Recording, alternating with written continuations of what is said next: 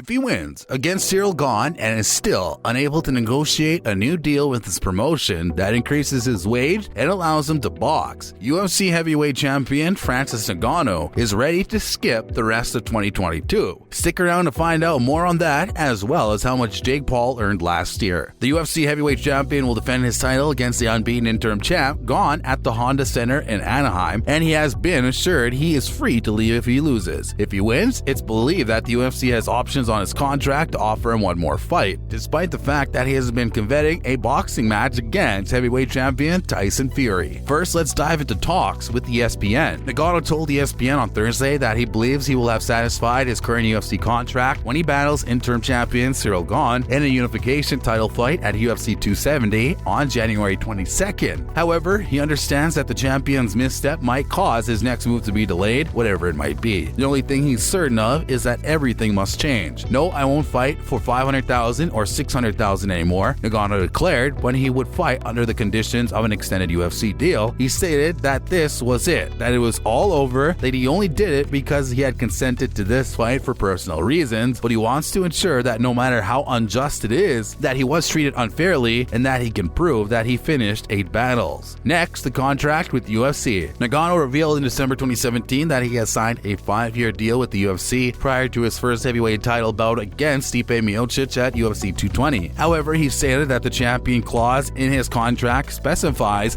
that if he keeps the championship when it expires, he would be affiliated to a promotion within a year or 3 fights. All this, according to Ngannou, leads to him to believe that it is an option. Given the total duration of the deal and the champion clause, Ngannou was unsure of his situation, claiming at one time that he would not have a contract until January 2023, since a UFC worldwide contract from start to finish cannot last 5 years. According to Ngannou, the contract with the UFC is highly confusing, which is why when he signed a 40-month contract, only to find out 4 years later he still has to deal with it, even if he was active. Standard UFC contracts often include a fee provision that also permits the company to extend contracts by 6 months if a fighter is unable to accept an offered bout due to injury or other circumstances. Due to schedule difficulties, Ngannou backed out of a championship bout with Derek Lewis at UFC 265 earlier this year. The UFC then scheduled an interim championship bout between Gane, his old training partner, and Lewis. Next, Dana White not keen on discussing the new contract. Manager Ngannou, Marco Martin, whose agency CAA competes directly with UFC parent firm Endeavor, informed ESPN that discussions on a new contract had not been reopened. Martin recently stated that despite wishing to sign a new contract, he hasn't spoken of the promotion in 6 months. UFC boss Dana White downplayed the disagreement, saying if it was up to Ngannou to decide whether or not to continue, and that if he wants to be with them, they will be pleased to see him, and if that he doesn't want to be with them, that's okay. Things are going well for the UFC regardless. These statements didn't inspire Ngannou in the least. He stated that every new contract he signs must include the ability to box. He and heavyweight boxing champion Tyson Fury have discussed a hypothetical match, and Fury's organization, Top Rank, has welcomed the crossover notion. Ngannou wants to keep boxing. A key sticking point in the contract negotiations is Ngannou's demand for the right to compete in a boxing contest against either Deontay Wilder or fellow ESPN and BT Sport combatant Fury. The Gypsy King has been going on social media in recent weeks, offering to wear 4-ounce gloves if Ngannou agrees to fight him. When asked if he wanted to box, Ngannou stated unequivocally that he does, and they have been discussing it for years and appear to be in agreement. He stated that if it were to be honest, he believes that whatever is happening, whatever the event is, if the UFC is involved, it'll surely make it bigger. He has no doubt about that. So he would like for the UFC to be on board, and is puzzled by why they can't come to an agreement, saying the only reason they are here is that at some point this wasn't handled in good faith. But he said he wasn't sure what to make of the stock's present level of interest. He said that while sometimes he can answer yes, sometimes he just doesn't know. Win or lose against Gane, Ngannou has nothing left to prove. The La Roche native has previously defeated former champion Junior Dos Santos, but the one guy Ngannou was unable to defeat in the UFC is Derek Lewis. Lewis dragged Ngannou 3 rounds to win at UFC 226 in 2018, but was easily defeated by Gane when the two met in August in Houston. A loss against Gane at UFC 270 will undoubtedly clarify Ngannou's standing. At the time, he'll have an exclusive negotiation period with the UFC, which is generally 90 days, followed by a period in which other promoters can make proposals to the UFC, and the UFC will be allowed to match them. Whatever happens, Ngannou dismissed the notion that he's jeopardizing his career and claims that failure will not define his legacy. He made it clear that he's here because he deserves to be. Nothing was handed to him. So even though he has no idea what will happen tomorrow, he's confident that he will succeed and will continue to thrive. He wants to win this battle, but it's also fine if he loses. He feels it doesn't diminish him as a man because he has accomplished a lot. Even if it's the end of the world, he'll say he did it. He highlighted that few individuals in their lives, even those with greater opportunity than him, can't tell the same tale he can. He is content with where he is. Ngannou has always desired to pursue boxing and first traveled to France from his home in Cameroon to become a professional boxer, with MMA following later as a distinct chance. He is now the number 4 pound-for-pound fighter in the UFC and is regarded as one of the world's toughest punchers in both sports. But he'll have a particularly difficult test at UFC 270 against the 10-0 Gane, who has risen through the MMA ranks at a breakneck pace since making his pro debut in 2018. In other news, let's take a look at, well, Mr. Paul. After a very successful 2021 campaign, it's no surprise that Jake Paul has swiftly become the hottest ticket in boxing. Forbes named Paul number 2 overall in a series counting down the top paid YouTube stars for the year, saying that the 24-year-old social influencer made $40 million from his boxing career, as well as an extra $5 million from his videos, endorsements, and other business endeavors. While promoters like Triller and Showtime, who have worked with Paul over the last year, do not make comprehensive financial reports on athletes' salaries, the problem child discovered that the $40 million number was a little lower than his actual income in 2021, in fact. Now we have Calvin Guitar and Giga Chikadze. Calvin Guitar and Giga Chikadze have nothing but respect for each other after a 5-round struggle in the main event of UFC Vegas 46. Falling a bout in which the featherweights exchanged more than 280 total blows, Guitar and Chikadze were promptly brought to a local Las Vegas hospital for precautionary reasons rather than being forced to stay for the post-fight press conference. That's where Chikadze took a selfie with Guitar as they shared a moment for their fight of the night bout, which earned each man an extra $50,000 in bonus money. Guitar landed 144 important blows and 157 strikes in 25 minutes, leading to a unanimous decision on the scorecards, according to UFC statistics. Meanwhile, Chikadze may have lost, but he made a great showing in the battle, landing 128 major punches. When reacting to the photo, Guitar responded with respect. It's unknown if either combatant sustained any serious injuries at this time, but both sportsmen exited the cage on their own strength on Saturday night, capping up the first UFC main event of 2022 in a battle that will certainly be remembered when the year-end awards are handed out. Last but not least, Robert Whittaker. Former UFC champion Robert Whittaker seldom shows emotion before a battle, preferring to kill his opponents with compassion and a grin rather than allowing anybody to get under his skin. That wasn't the case when he prepared to face Israel Adesanya for the first time in 2019. Whittaker let himself get caught into the buzz and trash talk surrounding the last stylebender as they prepared to face off at UFC 243. Looking back today, more than 2 years later, Whittaker completely understands how he allowed his contempt for Adesanya to get the best of him. As a result, he was knocked out in the second round. That's a wrap for this video. Has Ngannou earned a new contract? Will Jake Paul make more this year? And what do you expect in the Robert versus Adesanya rematch? See you in the next one.